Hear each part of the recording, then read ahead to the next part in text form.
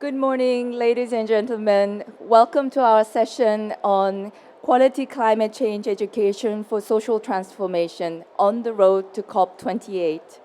My name is Won Jung-byun. I'm program specialist in the section of education for sustainable development at UNESCO, and I have the pleasure of moderating this session this morning. This will be a short session, but it is very special because it marks the beginning of the Action for Climate Empowerment and Civil Society Day today at COP27. In this session, which is co-organized with the UN Resident Coordinator's Office of UAE, UNFCCC, and UNESCO, we will discuss about the role of climate change education in tackling climate change.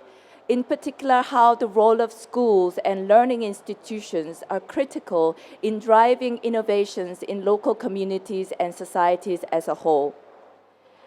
And today's session is built upon our existing webinar series, which had been going throughout the year since April to November 2022, together hosted by UNFCCC and UNESCO.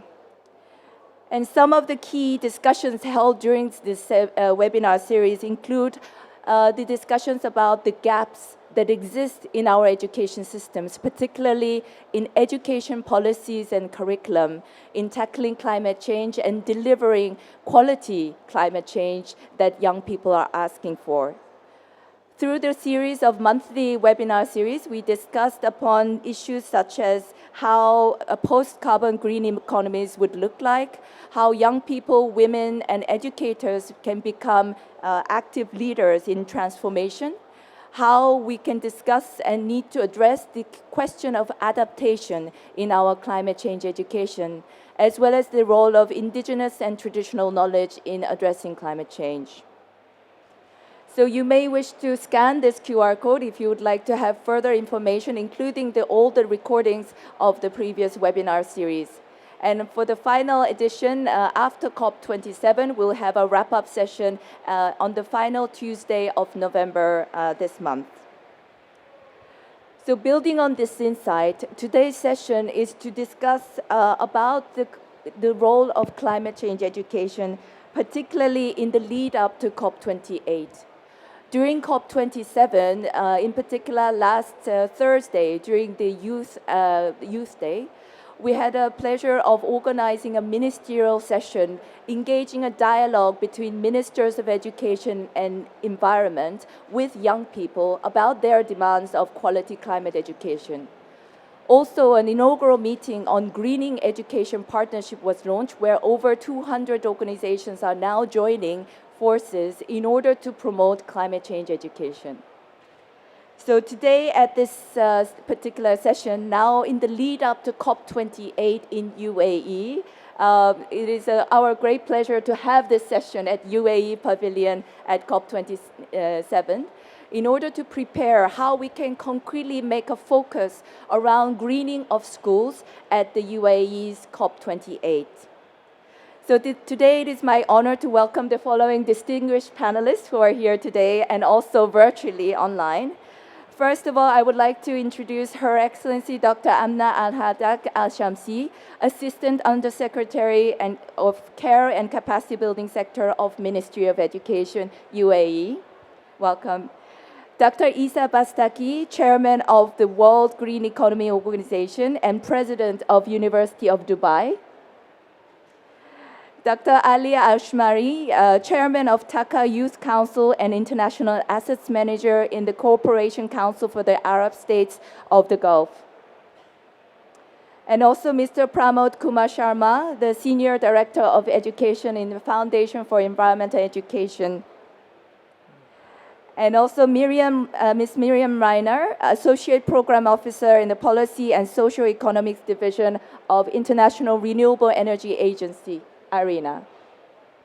And also Ms. Sarah Al-Hattay, Youth Representative from Saudi Arabia, from UNGO. And finally, last but not the least, joining us from online is Ms. Marianne Manuson, Education Program Specialist from UNESCO office in Cairo. So thank you very much, all the 7 panelists, for joining us this morning.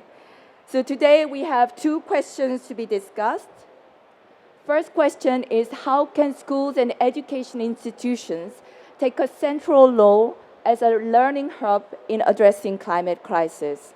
So this is a big question that we have been trying to address. And of course, many of you who are in the audience and connected virtually are working in connection with schools. And hopefully this will be an insightful conversation building around the experiences of our distinguished panelists today. So to address this question, I would like to first of all invite Dr. Al-Shamsi to discuss and share your experiences as the policy maker in the United Arab Emirates. Over to you. Thank you. Thank you, and good morning. Assalamu alaikum, everyone. It's a pleasure to be here, and it's an exciting time, starting from COP27, leading to COP28 in UAE in next year, and we hope that we'll see you all there. The UAE have been putting a lot of efforts when it comes to instilling a lot of the challenges that we're facing in today's world within curriculum and then within co-curriculum. Recently, we have seen the Green Education Framework that have been launched with 4 main pillars: green learning, green school, green capacities, and green communities. The schools usually, we look at them as the fundamental change makers for any sustainable and long-term change that we'd like to see into our societies and into our world. One of the things that we'd like to start with is to build a school around green communities. Learning about climate change and the students understanding the fundamentals of climate change and the challenges of sustainability at the grassroots level is very important, because that's what creates the change and the mind shift in these societies. If we start at a university level or even beyond that, that would be too late. It might have some impact, but if we're looking at doing that long-term change that we are all hoping for and the earth requires, then we have to start as early as possible. And working through that, we have been working for several years with different entities. One of them is IRENA, where we signed an MOU with back in 2019. And we were the first Ministry of Education or government entity that signs an MOU with IRENA. And based on that, we have worked on several initiatives, one of which was building the framework for curriculum and co-curriculum. Because you cannot do things only through formal education, you also have to instill so many things through non-formal education. And within that curriculum, we have focused on 4 main domains. And through every domain, we look at skills, knowledge, but most importantly, values. Because if we want that sustainable long-term impact, we have to work very hard on the values from that young age and take it all the way as a continuum to higher education and beyond. Thank you very much. That's a very good, important point, the core values and how schools can play as the learning hub and in innovation and reaching out to the transformation of the whole of the societies. Thank you very much, Dr. Al-Shamsi, for that excellent intervention. And we really look forward to the curriculum revision of UAE as an innovative example. So now, following that, on the note of the importance of school, now I would like to invite Pramod, who represents one of the largest networks of green schools in the world, with covering 75 countries across the world. So from your experiences, how does the green schools and education institutions take a central role in tackling climate change? Thank you for this opportunity. As mentioned by Excellency, the role of education is to fulfill the aspiration of the society. And the eco-school program that I represent basically work in a whole school approach. They work as demonstration sites where students practice agency. Agency to basically solve the issues, and also in partnership with the communities, where communities bring their wisdom and traditional knowledge to the schools and be part of those solutions, which can be easily then scaled up then and in future also, when those young people are part of the society and decision makers. The idea here is also to basically address the climate anxiety issue by showing different ways of solving the challenges that are there in front of us. And we basically focus on a transformative education pedagogy, which is called 7-step, where students start with audit and finish by taking action, monitoring and reflecting, and then doing a next set of activities based on that reflection in partnership with other peers and other stakeholders within school and the communities. Thank you very much, Pramod. I think this question of climate anxiety is a very important topic, and it is very much shared across the world. So I would like to now turn to Dr. Ali Ashmari. As a young leader based in UAE, and in your view, how can learning schools, learning institutions take a role in addressing issues like climate anxiety and transform and help us address climate crisis?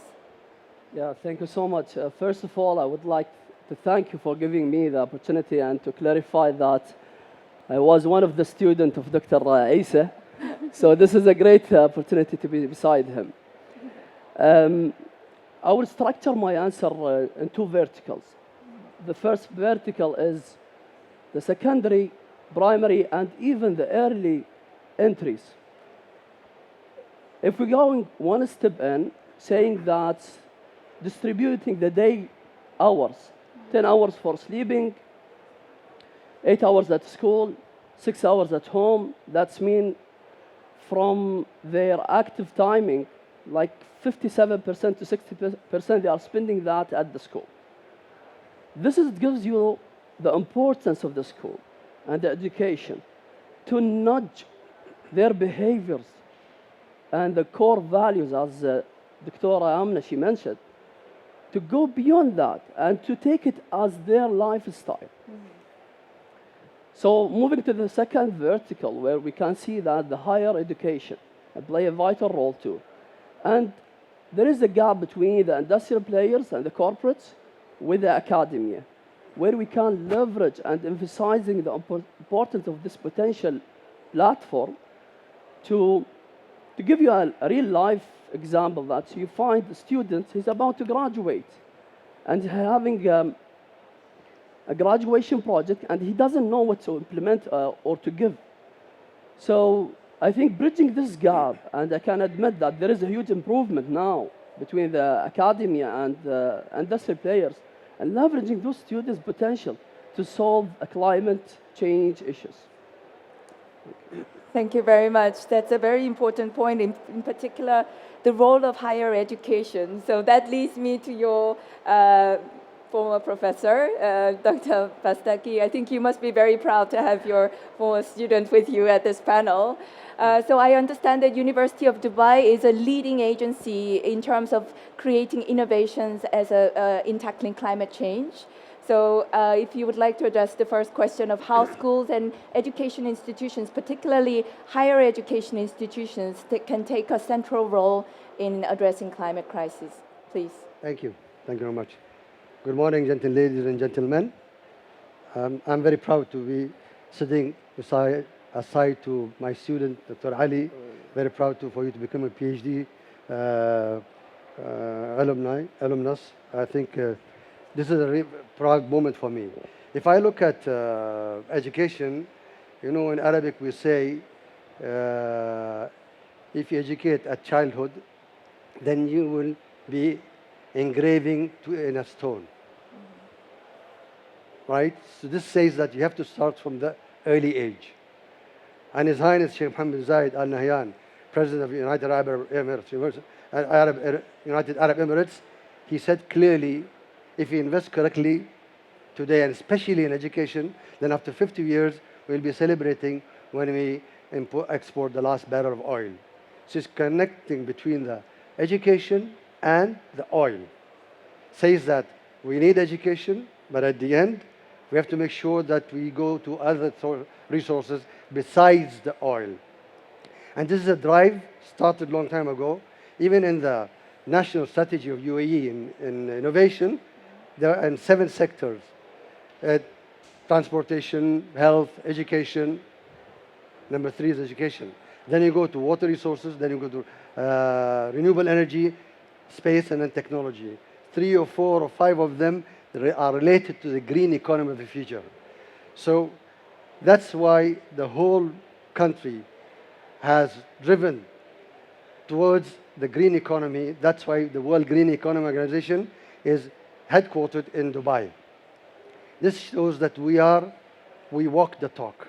Many schools have already been doing that. As an example, the GEM school across UAE have a United Nations certified climate change teachers and energy efficiency programs.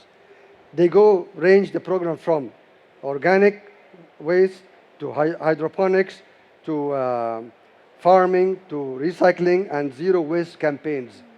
There are many examples that we have of schools that are doing it.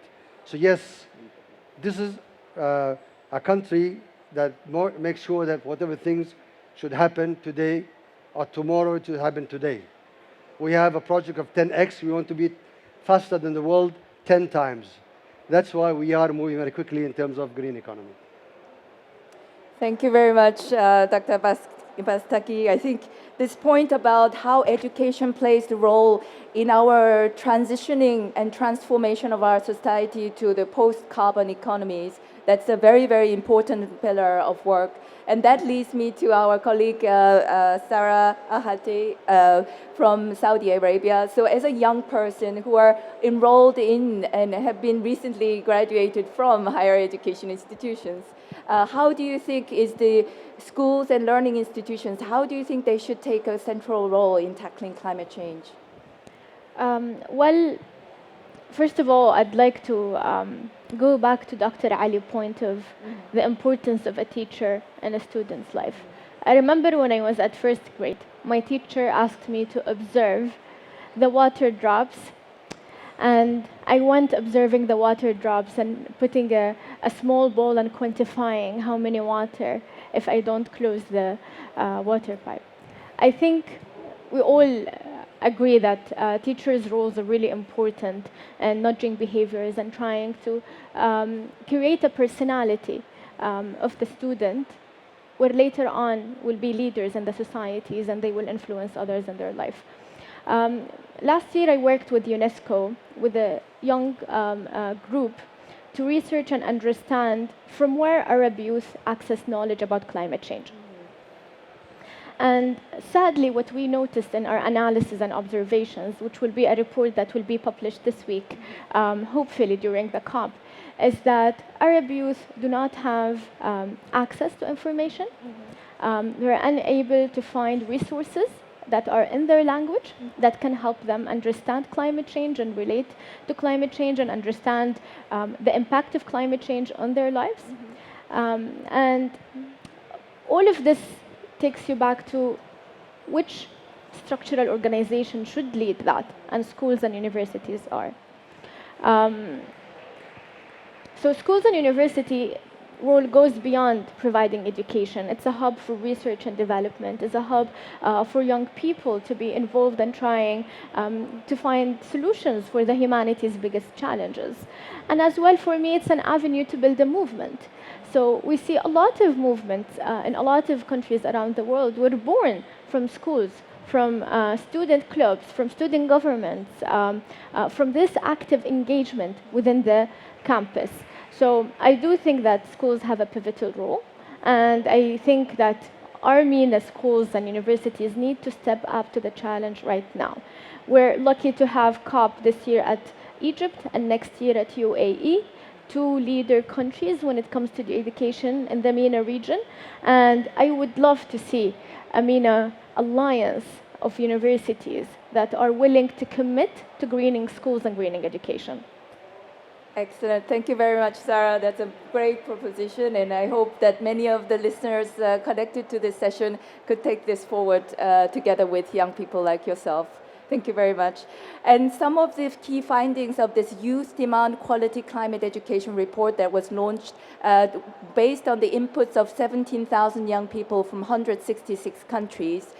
Some of the key findings include, for example, the need for schools to become the places where they can live what they learn and learn what they live. So in that regard, facilities and operations of these school grounds are also very, very important. So this brings me to our colleague Miriam from IRENA, International Renewable Energy Agency.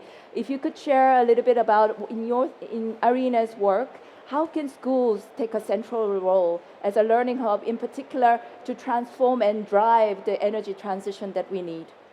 Yeah, thank you. I'd like to answer this question from an energy perspective because that's what IRENA's focusing on. We work with some 180 governments as well as the wider energy community on a whole wide range of issues relating to the energy transition and renewable energy. And of course, energy and climate change are very closely interlinked. It's crucially important that as we design broader climate curricula, that we think about like how do we integrate these two topics. They need to be considered holistically. But what we have seen in our work is that particularly non-STEM educators avoid energy because of its perceived complexity, because they feel like they don't know how to pass on messages. It's especially renewable energy is a field that's developing very quickly. There's a lot of change, so there's some uncertainty on what is the latest information. And so that is kind of the starting point for us in terms of our work on education. And we have launched here at COP together with the UAE and UNESCO a new network, the Energy Transition Education Network.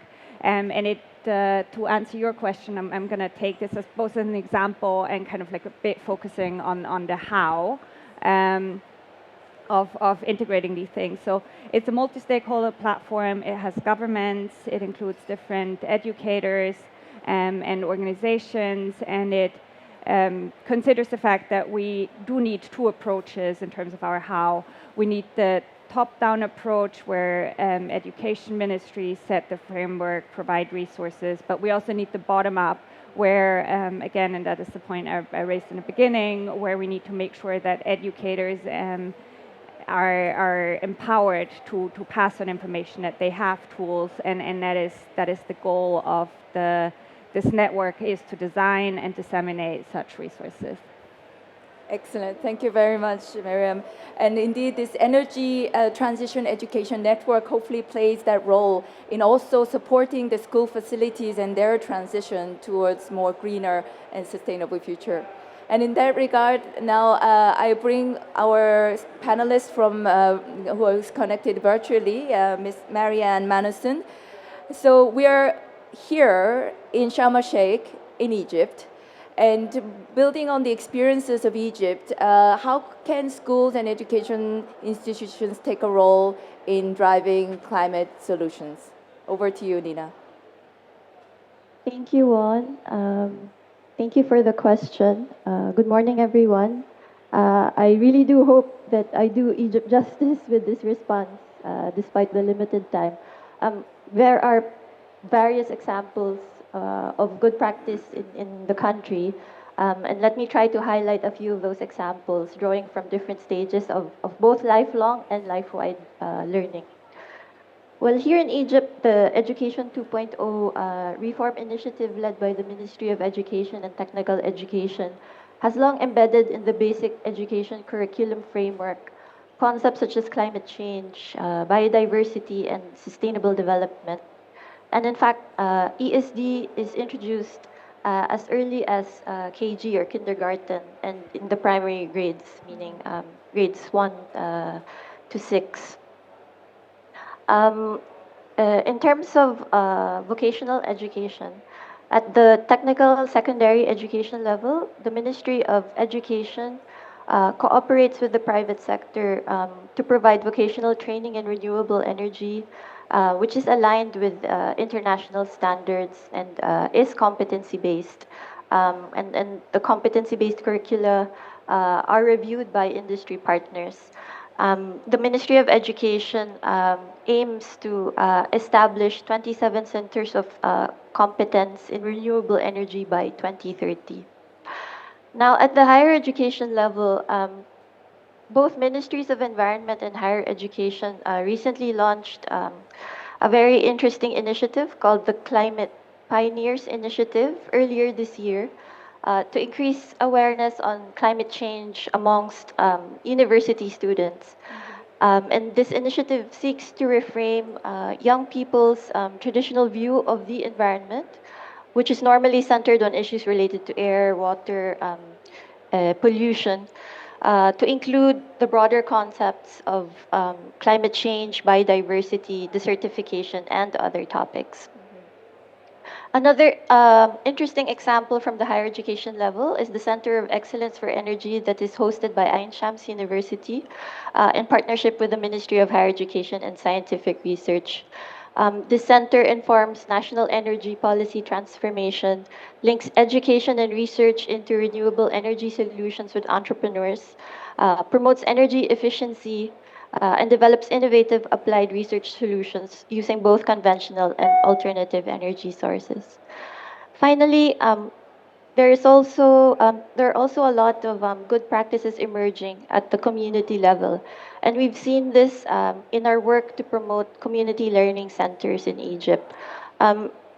Various civil society organizations and grassroots groups are actively helping to provide climate education and providing communities, particularly vulnerable Egyptian women, with vocational training on green jobs, such as agricultural waste management and the production of organic fertilizers and biofuels. I'll stop here. Thanks very much, Juan. Thank you very much, Marianne. So the experiences of Egypt also connects very much to the conversation that we are having at COP27, and hopefully it will build up to the lead up to COP28. So it leads us to the second question, which is how can we make sure that greening schools can be highlighted and have a central place at COP28 in UAE next year? So with this question, maybe I will start with our youth speaker because we have to start in a high note. So maybe, Sarah, if you would like to share your wishes and your views on how education should be placed at the central discussion, at the center of the discussions at COP28. Well, I'd like to start with a high note, but I'd just like to share a concern. I think that the way that we learn disciplines are very fragmented. We look at physics away from looking at biology, away from looking at chemistry. We're not looking in a holistic approach about life. And this is creating this fragmentation and inability to connect. And as we live in this biodiverse world, we need to have a very holistic look at how can we as youth try to find solutions that is holistic to this issue, not fragmented. Similarly to that, school cannot play a role without having the public policy, without having the private sector, all collaborating into making this learning successful. So I think we need to look at that fragmentation as well. We shouldn't see schools and universities not connected with the private sector to try to make education relevant to their students, and not connected to public policy and policy making process and informing decision making through research and development that is happening within universities. So if I wish for something, is to see that connectivity revived in the messaging for COP28, and we see collaboration and partnership among the different sectors. Excellent. Thank you very much for that great ambition. So we are starting with a high ambition now. And now I'm turning to perhaps Dr. Isa Bastaki, building on the experiences of University of Dubai and the works that you've been doing in the academia. If you would like to share, how can we make sure that we meet the demands of young people as has been just presented? Thank you, Bastaki. Very well said. Thank you very much. Regarding, we always have to make sure that we concentrate on the youth, the youngsters, because they are the future. We need to educate them, we need to train them, we need to make sure that we spread the awareness between them, plus we need to make sure that they participate like what she's doing today, participate in these kind of events that make sense in looking at the future. At the end, they should see the impact of what we are doing nowadays today. What is the impact in the future? We look at it in terms of sustainability in economy, sustainability in the society, and sustainability in the environment. So a very good example that will show us all these three impacts of sustainability is what the University of Dubai implemented and actually started. University of Dubai is a net zero energy campus and net zero water campus certificated by LEED International. So what this project is all about, we have 15,000 square meters of solar panels.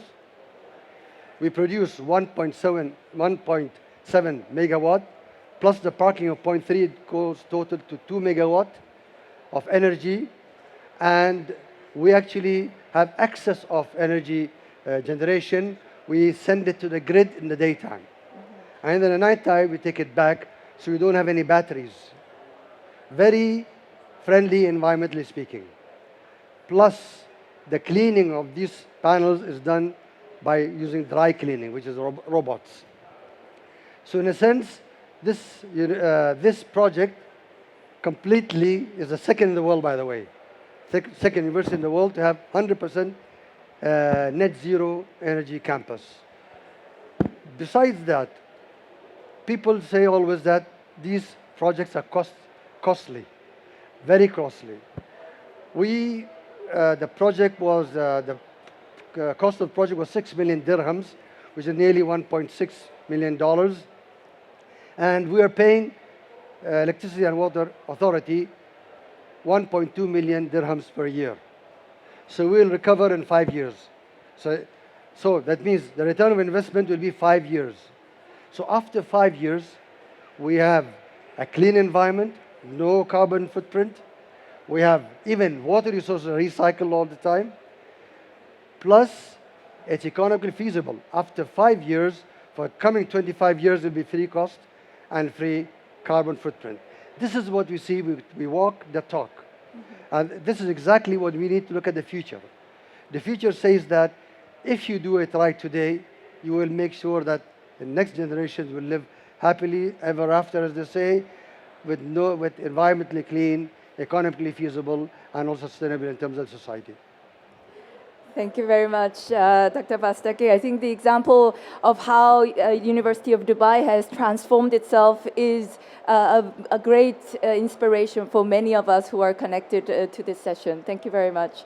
So next, I would like to turn to Ms. Sarah Ahadeh, Ms. Miriam Reiner from IRENA, because now Dr. Bastaki has mentioned about how he transformed his university with clean energy and management of water resources. So perhaps this holistic approach, how can greening schools be highlighted at COP28 and these kind of great examples be brought to COP28?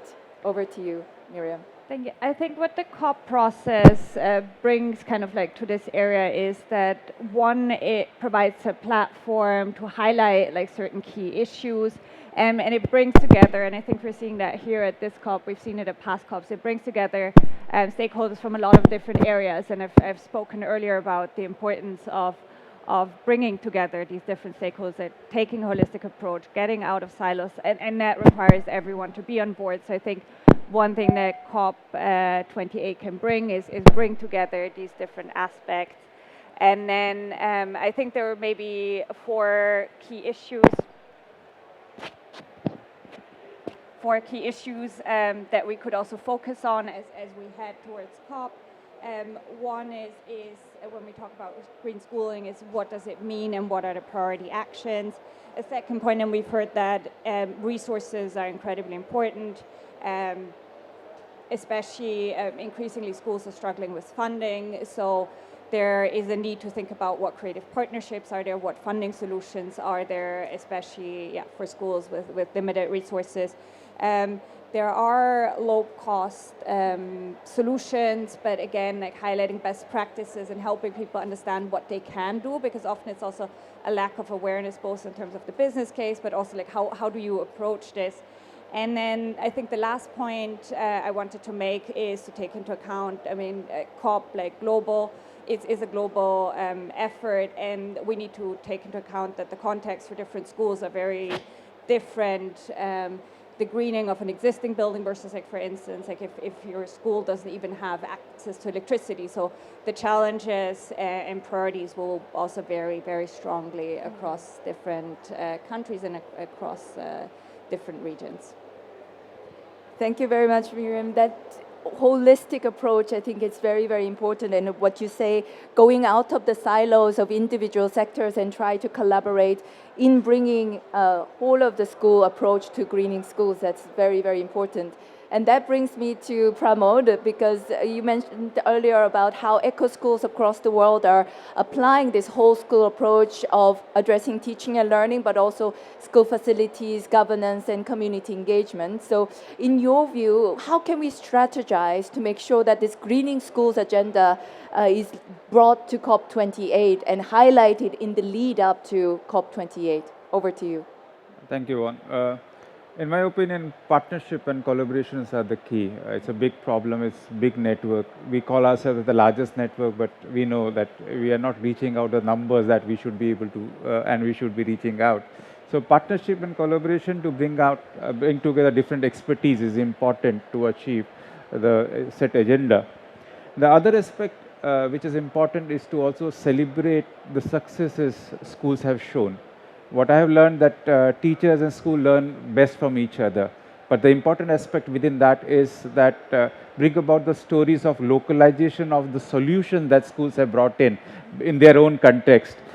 We have different actions for both mitigation and adaptation, but common goal.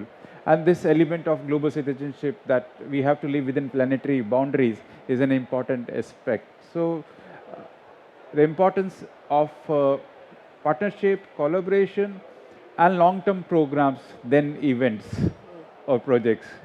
They lead up, but then let's have a common, broader program and vision that can bring us together and bring about that change.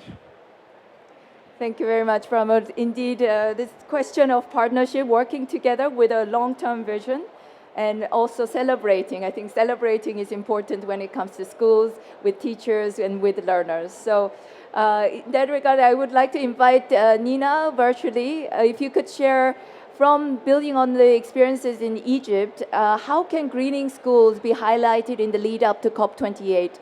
During COP27, we saw a ministerial session on climate education, various activities focusing on the role of education. So how can we take this up and go to UAE next year? Over to you. Thank you, Juan. Of course, I'll have to respond to this question from the perspective of UNESCO. Just to echo Pramod's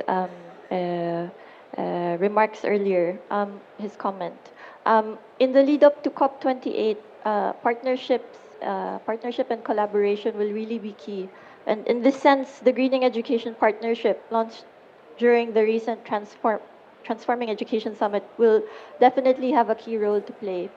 On the road to COP28, it's definitely essential that UNESCO mobilizes all its networks, partners, resources to leverage this Greening Education Partnership, especially since it builds on the rich knowledge and practice accumulated in the field of education for sustainable development.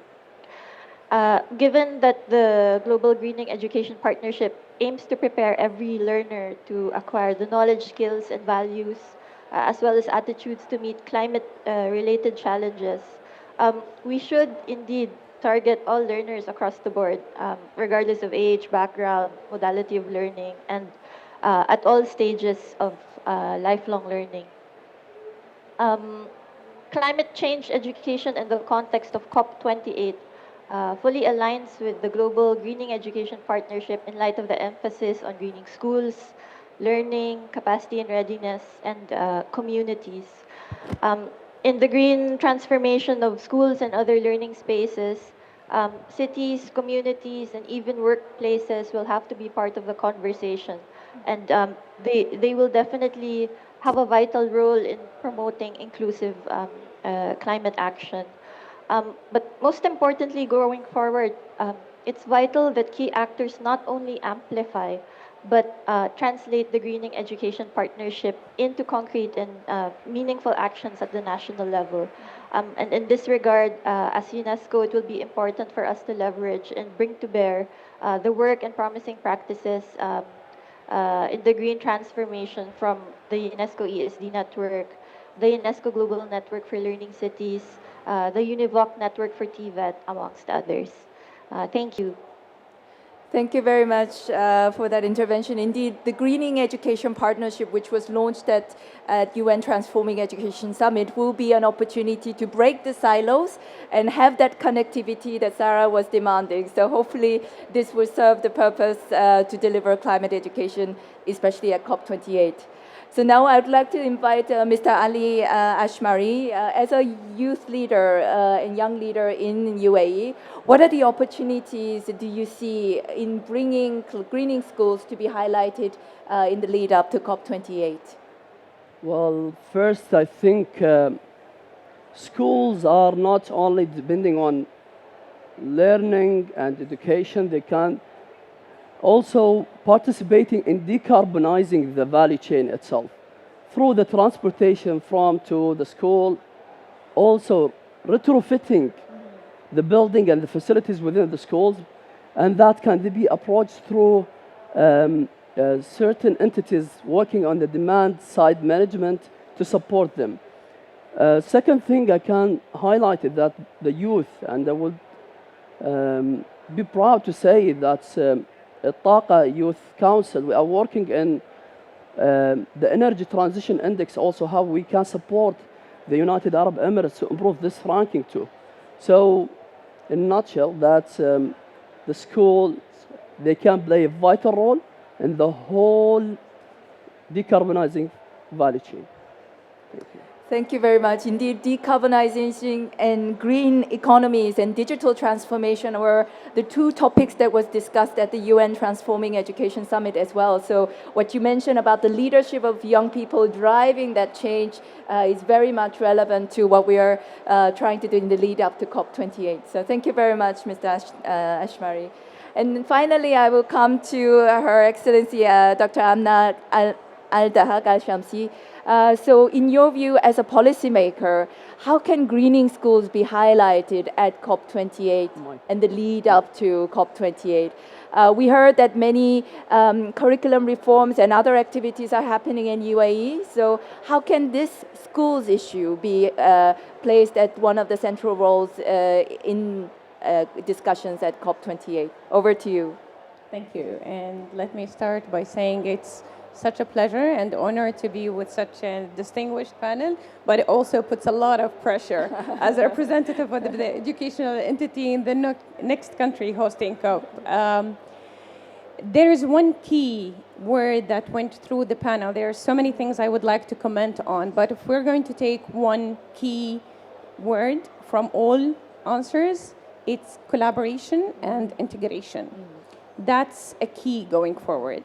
And if I'm going to take what Sarah have mentioned, working with policies and creating that integration with curriculum and trailing it down to national programs, capacity buildings, and so on, start by looking at the policies level. This is where the frameworks that we have talked about earlier falls in. And we are very happy to say that one of the main approaches in UAE curriculum building is not to create silos between subjects, but more of the interdisciplinary approach between subjects. That's why this climate change and sustainability framework is not meant to be a subject by itself.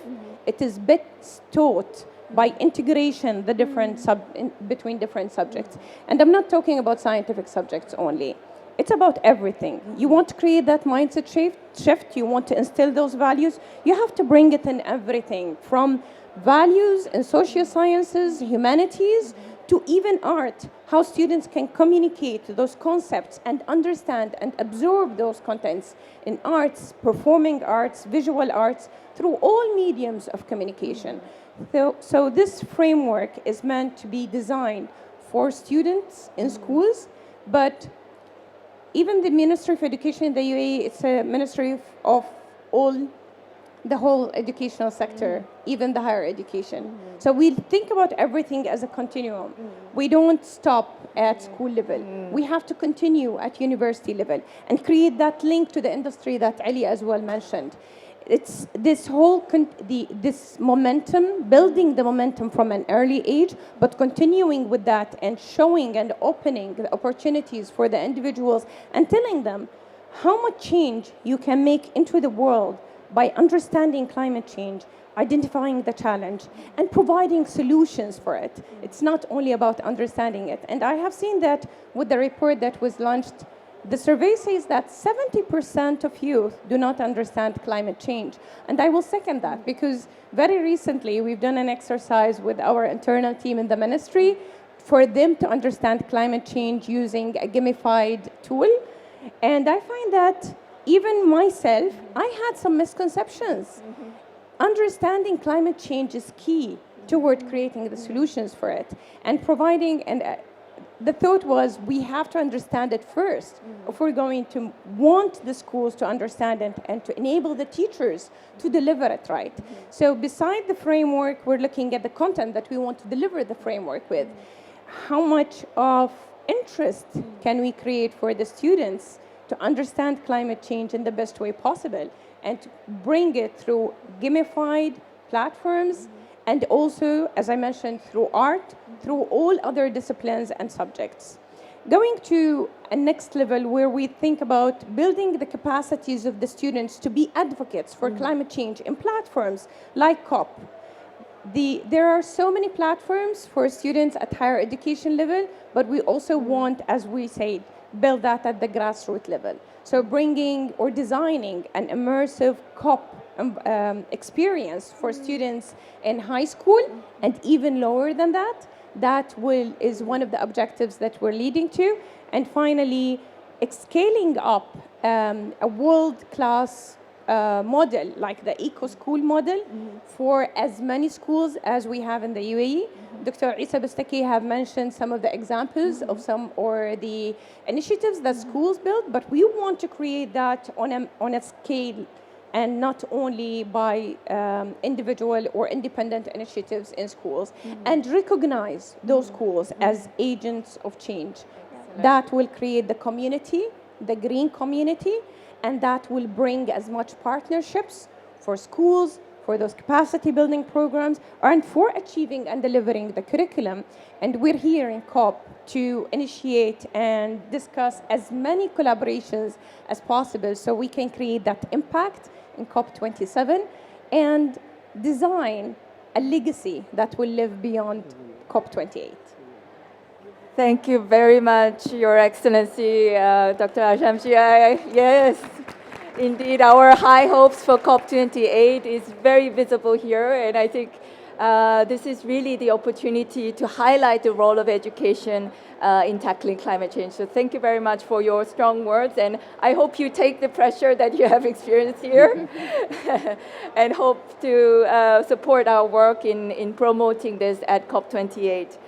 So, ladies and gentlemen, we don't have time, unfortunately, for questions and answers, but I would like to mention that this is only the beginning of our conversation because the second round of the UNESCO UNFCCC webinar series on climate change education for social transformation is beginning again next year. So we will have a whole series once every month leading up to COP28. And all of these discussions that we had started here will continue online through this monthly webinar series. So we look forward to meeting you there. And thank you again, once again, for being here with us this morning. Thank you very much. Thank you so much.